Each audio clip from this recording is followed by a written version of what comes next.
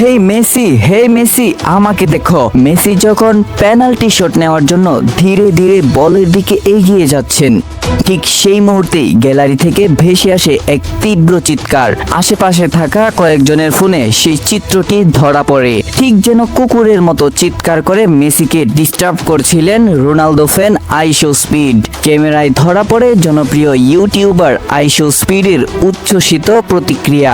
আর ঠিক কয়েক সেকেন্ড পরই ঘটে অবিশ্বাস্য ঘটনা, যে লিওনেল মেসিকে পেনাল্টি থেকে থামানো খুবই কঠিন সেই মেসি বল দিয়ে দেন গোলকিপারের হাতে।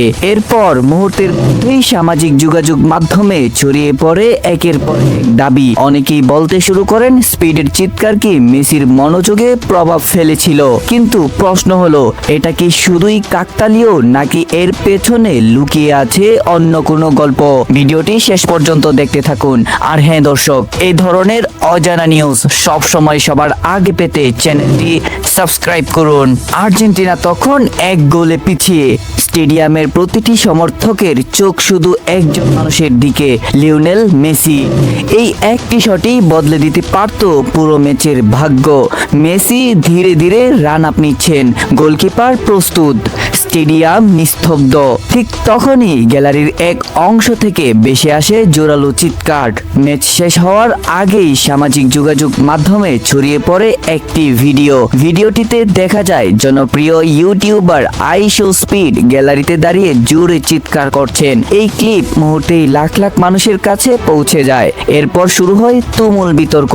অনেক সমর্থক দাবি করে সেই মুহূর্তের শব্দ হয়তো মেসির মনোযোগে প্রভাব ফেলেছিল। প্রশ্ন হলো, একজন খেলোয়াড় কি শুধুমাত্র গ্যালারির আওয়াজ শুনেই পেনাল্টি মিস করতে পারেন, নাকি এটা শুধুই ফুটবলের স্বাভাবিক চাপের একটি মুহূর্ত? এই প্রশ্নের উত্তর নিয়েই ফুটবল প্রেমীরা দুই ভাগে বিভক্ত হয়ে যান। একদল বলেন এটা নিছকই কাকতালীয়, অন্য দল মনে করেন ভাইরাল ভিডিওটি ঘটনাটিকে অন্য মাত্রা দিয়েছে।